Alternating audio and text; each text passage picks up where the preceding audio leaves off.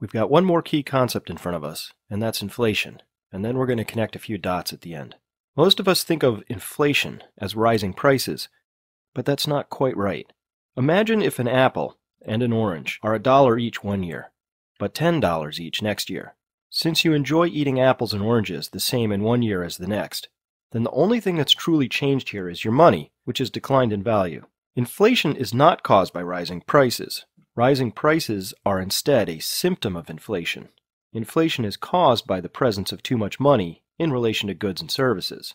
What we experience are things going up in price, but in fact inflation is really the value of your money going down, simply because there's too much of it around. Here's an example.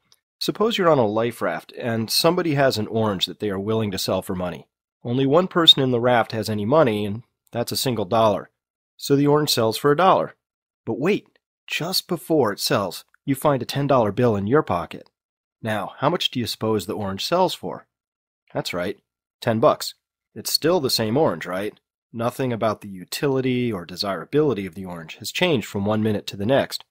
Only the amount of money kicking around in the raft. So we can make this claim. Inflation is everywhere and always a monetary phenomenon. And what's true within a tiny life raft is equally true across an entire nation. Here, let me illustrate this point by using a long sweep of U.S. history. What we're looking at here is a graph of price levels in the United States that begins on the left in 1665 and progresses more than 300 years to 2008 on the right. But at this moment, only inflation over the period from 1665 to 1776 is marked on this chart. On the y-axis, what is being charted are price levels, not the rate of inflation. Now you might ask, how can we compare prices in 1665 to 2008? Well, there are some obvious liberties that have to be taken here. What is being compared are the basics of life. People ate food in 1665, just as they did later on. People had to transport themselves. They got educations, and they lived in houses in 1665, just as they did in 1776. So what is being compared is the relative cost of living in one period to the next.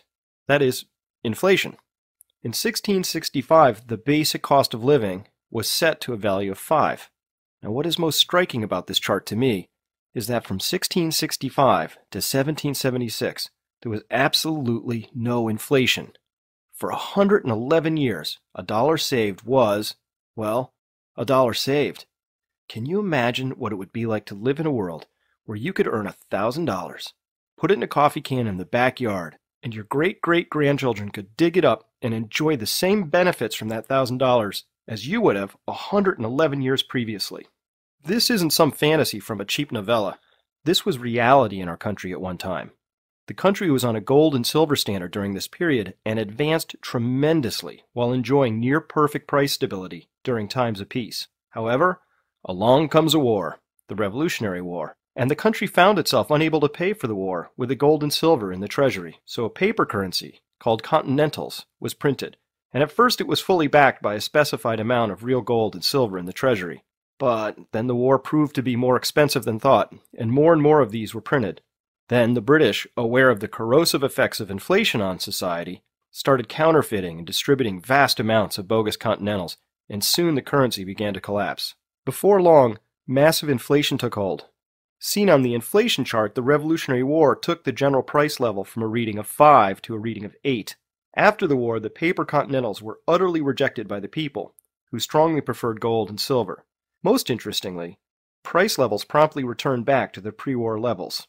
The next serious bout of inflation was also associated with a war, again due to the overprinting of paper currency, and again, upon conclusion of the war, we saw a relatively prompt return of prices to their pre-war levels, where they stayed for an additional 30 years.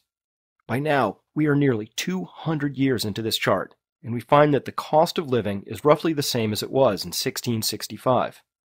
But then a war came along, the Civil War this time, and it was a doozy. To finance the war, the North had to resort to printing a type of currency that still lends its name to our own currency today. Of course, back then, it really did have a green back. Again, we see a rapid rise of inflation as a direct consequence of war, and again, a return to baseline after the crisis is over.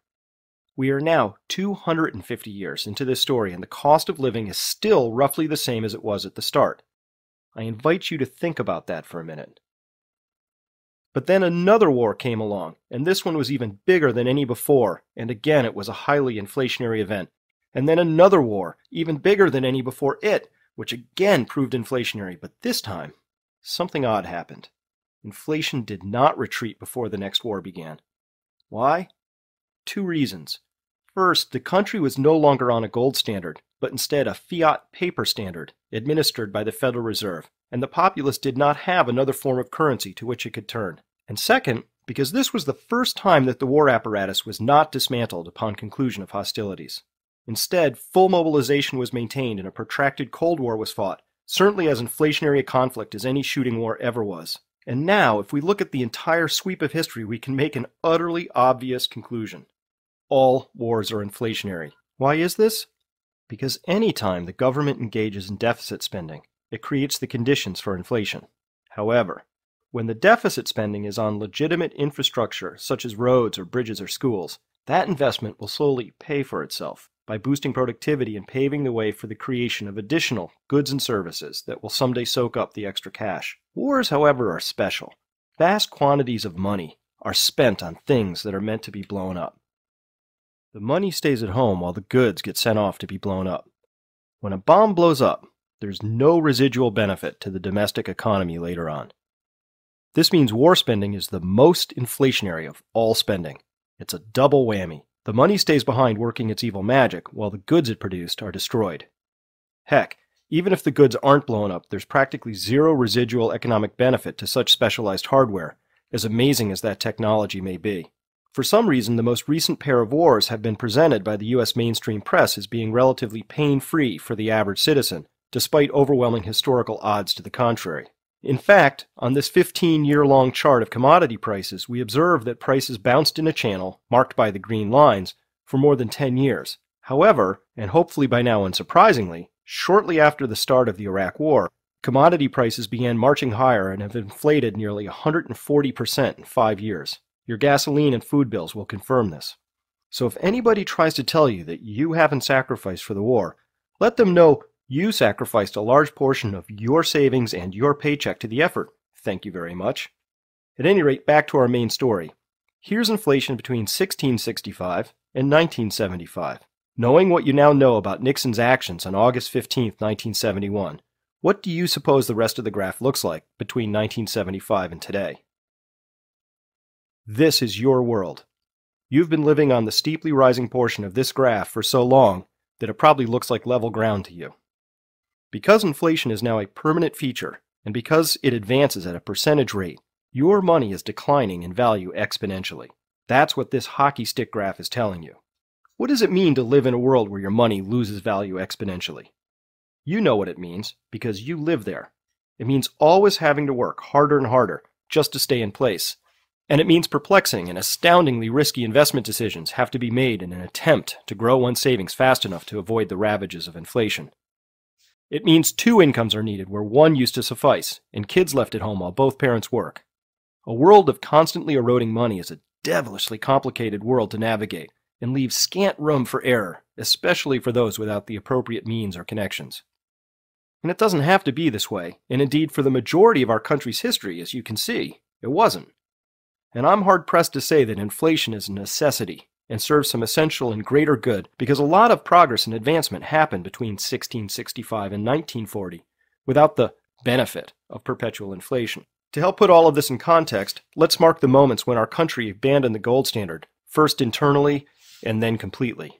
It may have surprised some of you, as it did me, to find out that inflation is not a mysterious law of nature like gravity, but rather an extremely well-characterized matter of policy.